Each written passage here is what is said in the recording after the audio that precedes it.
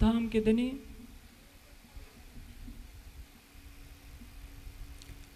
खिलवत किताब के अंदर हमारी आत्म को बहुत कुछ बता रहे हैं। इंद्रावती जी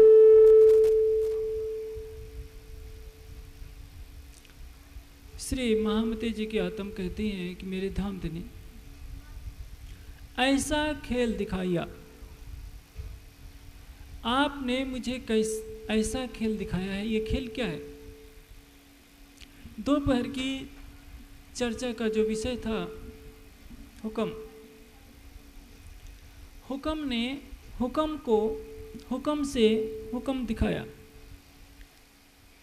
इस समय की चर्चा का विषय होगा दिल ने दिल को दिल से दिल दिखाया। चर्चा का सारा लक्ष्य इन्हीं चार चीज़ों पर होगा। वो दिल क्या है जिसने दिल को दिल से दिल दिखा दिया? यदि ये बात समझ में आती है तो सारा कुछ समझ में आ जाएगा खेल कैसे हुआ। प्रश्न ये है कि दिल कहते किसको हैं? हमारे ऊपर जब भी संकट हो जाता है क्या कहते हैं? राज जी ने हमें माया का खेल दिखा दिया है, दुख ही दुख है, इस माया की ज़िंदगी से तो मर जाना अच्छा है। हम राज जी पर न जाने कितनी शिकायतों के पहाड़ लाद देते हैं, लेकिन ये हमें मालूम नहीं कि राज जी ने हमें अपना दिल दिखाया है, वो दिल जो परम धाम में भी पूरी तरह से नहीं दिखा सकते थे। दिल किसको कहते हैं? इसको हिंदी में कहते हैं अंतःकरण। अंतःकरण का अर्थ क्या होता है? चेतन हमेशा कुटस्थ होता है।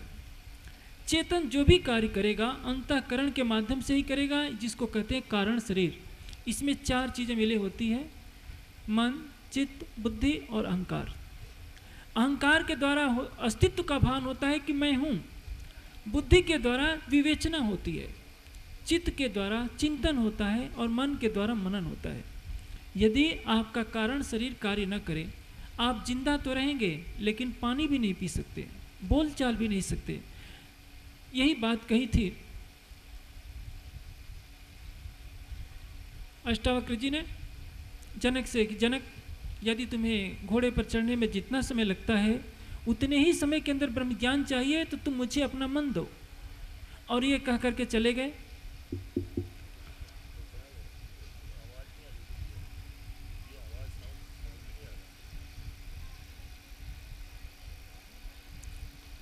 होते हैं कि जब मैंने अपना मन दे दिया तो इस मन से सोचता हूँ कि मैं राजा जनक हूँ, तो ये पाप है, क्योंकि इस मन से सोचने का मुझे अधिकार नहीं है। जब मन से सोचना विचारना बंद, 3 दिन 3 रात बैठे रह गए और समाधि अवस्था लग गई। उसके पश्चात आते हैं अष्टावक्र, पूछते हैं जनक उठो। जनक बोलते हैं कि मैं कैसे उठूं, क्योंकि मेरा मन तो आपके पास है। अष्टावक्र का उत्तर होता है कि मेरे आदेश से उठो। अब जनक जनक नहीं रह गए थे, अब वो विदेही हो गए थे।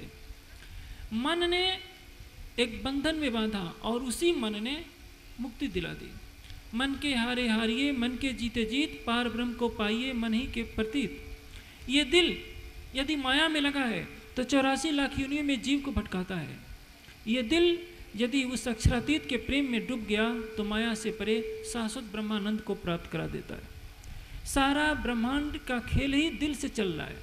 परम धाम की लीला राज्य के दिल से, योग माया की लीला अक्षर के दिल से, काल माया के ब्रह्मांड की लीला नारायण के दिल से, और आपकी भी एक छोटी सी दुनिया है जो आपके दिल से संचालित होती है। आपके अंदर जो जीव के रूप में चेतन है, जब तक दिल नहीं उसके साथ जुड़ेगा, खाना पीना बोलना चलना कोई भी कार्य हो ही नहीं सकता।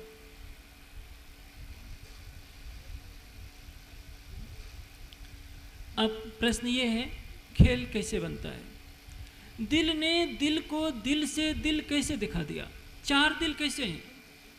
पहले तो हमें 4 दिलों की वास्तविकता समझनी होगी कि क्या 4 दिल हैं। राज जी का दिल भी है, श्यामा जी का भी दिल है, यानी परात्म का दिल है,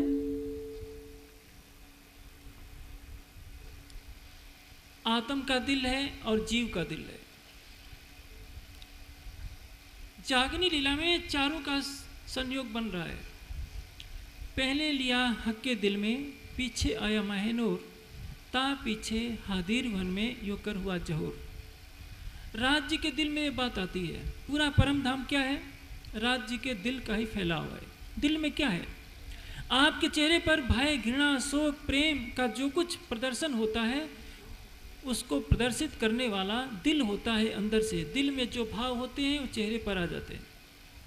पूरे परम धाम की जो 25 पक्षों की शोभा है, इश्क और आनंद का बहता हुआ सागर है, राज्य के दिल से प्रवाहित होता है। अक्षरातीत का दिल इश्क और आनंद का सागर है। आठों सागर राज्य के दिल का ही स्वरूप है। और उस राज्य का दिल क्या है? श्यामा जी। अल्लाह मुहब्बा मासूक सुख आसी खसम दिल। मासूक आशिक का दिल ही होता है। इसको एक संसारिक दृष्टांत से समझिए। एक माँ अपने बच्चे को कहती है तू मेरे जिगर का टुकड़ा है। वो लाड में भले ही ऊपर से कह दे, जिगर का टुकड़े कर दिया जाए तो आदमी तो जिंदा रहेगा ही नहीं, लेकिन उस बच्चे के जन्म में उस माँ का स्नेह छिपा हुआ है, इसलिए अलंकारिक भाषा में बात कही जा रही है कि तू मेरे जिगर का टुकड़ा है। उसी तरह से राज्य का दिल श्यामा जी, आनंद के स्वरूप। श्यामा जी का दिल सखियां। जो कुछ भी लेंगे आनंद स्वरूप श्यामा जी के दिल में वो आना है। और श्यामा जी के जो दिल में आएगा, वाहिदत के स्वरूप सखियों में भी वो चीज़ आनी है। सत्य की वाहिदत में अक्षर ब्रह्म भी है। सत्य की लीला से संबंधित कुछ भी होगी वो अक्षर ब्रह्म के दिल में आएगी। और आनंद की लीला से संबंधित कुछ भी चीज़ होगी श्यामा जी में, सखियों में, खूब खुशहालियों में, महालक्ष्मी में, और महालक्ष्मी के साथ जो सखियां हैं उनमें भी आएगी, पशु पक्षियों में आएगी। परम धाम की खिलवत के जर्रे जर्रे में वो चीज़ आ जाएगी, क्योंकि सभी एक दूसरे के आशिक हैं। जैसे कि मैंने कहा, मासूक हमेशा आशिक का दिल होता है, इसलिए कहते हैं अल्लाह मुहब्बा मासूक सुखासी कसम दिल। सच्चिदानंद परब्रह्म अक्षरातीत के जो दिल का सागर है वो है श्यामा जी, जिसको हम कहते हैं आनंद का स्वरूप। अब प्रश्न ये है,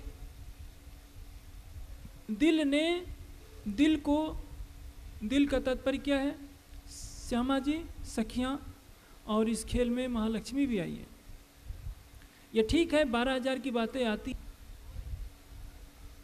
महामती जी कहते हैं कि पहले मेरे मन में संशय रहा करता था कि लक्ष्मी जी का गुजरान कैसे होता है। यानी अक्षर ब्रह्म तो सत्ता के स्वरूप है, महालक्ष्मी जी उस सत्ता के स्वरूप से प्रेम की लीला नहीं कर सकती, तो कैसे उनका समय बीतता है? यही इस दुनिया की भाषा में ये बात कही जा रही है। अंत में वाणी कहती है कि अक्षरातीत के ब्रह्म ज्ञान की इस अमृत वाणी से सारा निर्णय हो गया कि परम धाम की उस वाहिदत में महालक्ष्मी को भी वही आनंद प्राप्त है जो श्यामा जी सखियों को और परम धाम के जर्रे जर्रे खिलवत के अंदर है। तात्पर्य क्या है?